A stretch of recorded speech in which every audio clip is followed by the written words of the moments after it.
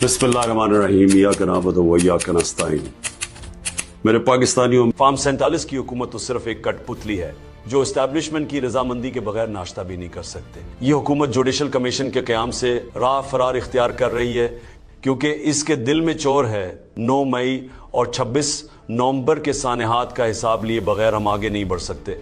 हमारे लोगों को कत्ल किया गया, अगवा किया गया, जख्मी किया गया और बेजा मुकदमात कायम करके मिलिट्री हिरासत में दिया गया।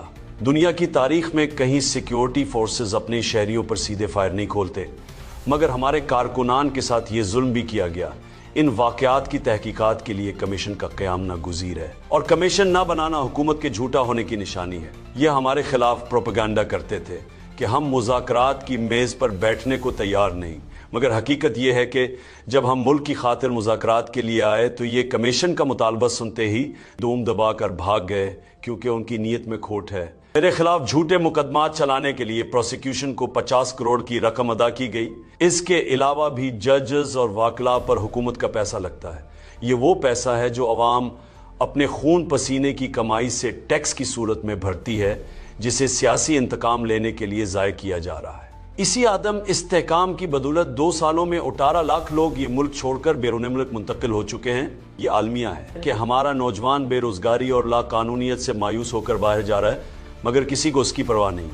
पाकिस्तान की तमाम एजेंसियों को तहरीक इंसाफ को कुचलने के काम पर लगाया गया है ताकि 8 फरवरी को इस मुल्क के आवाम के मैंडेट पर जो शब खून मारा गया वो सामने ना आ सके। अगर एजेंसियों को सियासत के बजाय अपना काम करने पर लगाया जाता तो आज मुल्क में दहशतगर्दी का नासूर दोबारा सर ना उठा रहा होता। यहिया खान पार्ट 2 और कठपुतली हुकूमत मुझ पर झूठे मुकदमात का जवाज बनाकर मुझे जेल में रखे हुए। अलकादिर का मुकदमा भी भूंडा है और तोशा खाना का मुकदमा भी। मैं मौजूदा चेयरमैन नीब और जज नासिर जावेद, जिसकी कारकर्दगी सुप्रीम कोर्ट के फैसले में सबके सामने है, के खिलाफ इस मामले पर कानूनी चाराजोई करूंगा। नीब का मकसद पाकिस्तानी अवाम का लौटा हुआ पैसा वापस निकलवाना है, ना कि सियासी इंतकाम की गर्ज से इस्टेब्लिशमेंट का आलेकार बनना। हाई कोर्ट की नई तकर्रुरी जज राजा मिन्हास को तोशा खाना 2 की अपील का केस थमा दिया गया, जिस पर मुझे शदीद तहफ़्फ़ुज़ात हैं। इसकी वजूहात ये हैं कि सबसे पहले तो अरशद मिन्हास उसका सगा भाई 9 मई के मुकदमात और GHQ हमला केस में मेरे खिलाफ वकील और प्रोसिक्यूटर है। राजा मिन्हास एक ऐसी 26वें आईनी तरमीम की बाबत जज बने हैं जिस तरमीम को हम सरे से मानते ही नहीं। ये कठपुतली नामुकम्मल और जाली पार्लिमान की जानिब से मंजूर की गई एक गैर आईनी और गैर कानूनी तरमीम है। इस तरमीम को हमने सुप्रीम कोर्ट में चैलेंज भी कर रखा है, लिहाजा इनको हमारा कोई भी केस उसूल के मुताबिक सुनना नहीं चाहिए। तोशा खाना के मामले पर हाई कोर्ट के सीनियर तरीन जज साहिबान अपना फैसला दे चुके हैं, जिसमें 6 दूसरे से मुंसलिक मामला थे।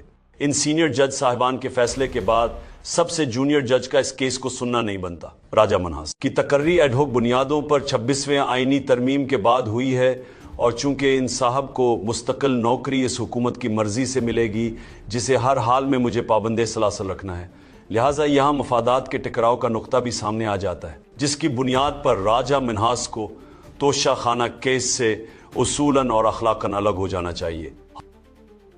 अलकादिर के मामले में लंदन की अदालत का फैसला भी सामने आ चुका है, जिससे वाज़ेह कि यह रकम हुकूमत नहीं बल्कि सुप्रीम कोर्ट के अकाउंट में आनी थी।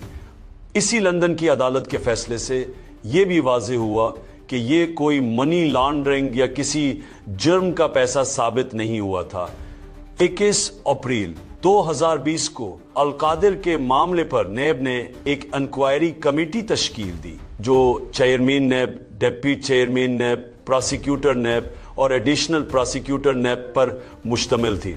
उन्होंने इस इंक्वायरी की तहकीकात करके इस मुकदमे को बंद कर दिया कि इस मुकदमे में कुछ भी ऐसा मौजूद नहीं कि इसे चलाया जा सके। अलकादिर की दोबारा इंक्वायरी का आगाज बदनीति पर किया गया। इसमें भी ये साबित हुआ कि मुझे या मेरी अहलिया को इस रकम या मंसूबे से एक ठिके का फ़ायदा हासिल नहीं हुआ। इसके बावजूद मुझ पर दबाव बढ़ाने के लिए मौजूदा चेयरमैन नैब ने अपने ओहदे से बदयांती करते हुए इस केस को जारी रखा और तहरीक इंसाफ को कोचलने की सोच ने मुल्क के हर इदारे का बेड़ा गर्क कर दिया है।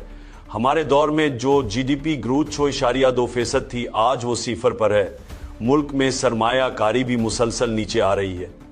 जो हमारे दौर में कोरोना के बावजूद तेजी से ऊपर जा रही थी, जिस मुल्क में आवाम की मुंतखब करदा आईनी हुकूमत मौजूद ना हो और कानून की हुक्मरानी ना हो, वहां कोई सरमायाकारी नहीं करता। तहरीक इंसाफ को कुचलने की सोच ने मुल्क के हर इदारे का बेड़ा गर्क कर दिया है। हमारे दौर में जो GDP ग्रोथ 6.2% थी, आज वो सैफर पर है। मुल्क में सरमायाकारी भी मुसलसल नीचे आ रही है। जो हमारे दौर में कोरोना के बावजूद तेजी से ऊपर जा रही थी, जिस मुल्क में आवाम की मुंतखब करदा आईनी हुकूमत मौजूद ना हो और कानून की हुक्मरानी ना हो, वहां कोई सरमायाकारी नहीं करता। खैबर पख्तूनख्वा में अवामी इंतखाब से हुकूमत कायम है, जिसकी कारकर्दगी सबके सामने। KPK इस वक्त वाहिद सूबा है जो खसारा नहीं कर रहा बल्कि सर प्लस में है। खैबर पख्तूनख्वा हुकूमत फलाही रियासत की तर्ज पर अपने मंसूबे चला रही है। वहाँ सेहत कार्ड बहाल है। मुल्क को 1100 अरब का रेवेन्यू मिलना था, मगर इनकी जानिब से की गई नैब तरमीम के बाद हमें वो नहीं मिल सका। इन्होंने ये तरमीम सिर्फ इसलिए की ताकि नवाज शरीफ समेत पूरे खानदान के केसेस माफ हो सके। पाकिस्तान जब तक माफिया की जानिब से की गई डीलों की बदौलत दायरों के सफर से नहीं निकलेगा, तरक्की इस मुल्क का मुकद्दर नहीं बनेगी। हकीकी आज़ादी के लिए पाकिस्तान के हर फर्द को तहरीक इंसाफ का साथ देना होगा। नौजवान अपने आप को खौफ से आज़ाद करें।